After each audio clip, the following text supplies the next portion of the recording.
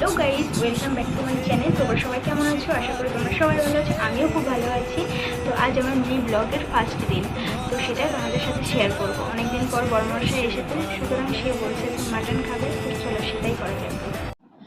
মাংসটাকে রেডি করার পর সমস্ত রকম মশলাটাকে দেওয়ার পরে তাতে ধনে গুঁড়ো, টক দই দিয়ে দিয়েছি সাথে। দেওয়ার পরে ভালোভাবে মশলাটাকে মাখিয়ে দেওয়ার পরে কিছুটা পরিমাণ তাতে তেল দেব। তেল দেওয়ার পরে তেজপাতাও দিয়ে দেবো। দেন আমি এখানে গোটা গরম মশলা, শুকনো লঙ্কাটা নিয়ে নেব। কড়াইতে বাটারটা দেওয়ার পরে তাতে সামান্য পরিমাণে পেঁয়াজ দেবো।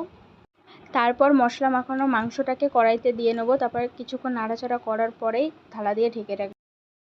2 মিনিট পর মাংসটাকে ঢেকে রাখার পর তাতে সামান্য পরিমাণ একটু জলও বেরিয়েছে। তো যাই হোক, মাংসটা মনে হচ্ছে প্রায় হয়ে এসেছে। তো তাতে আলু দিয়ে দেবো।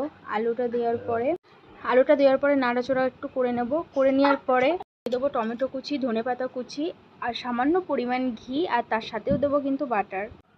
আবারও সেম কিছুটা 5 মিনিট মতো মাংসটা নাড়াচাড়া করার পরে ওতে একটু সামান্য পরিমাণ জল দেব।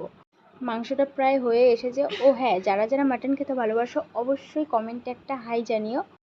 কিছু কিছু ভিডিও স্কিপ হয়ে গেছে।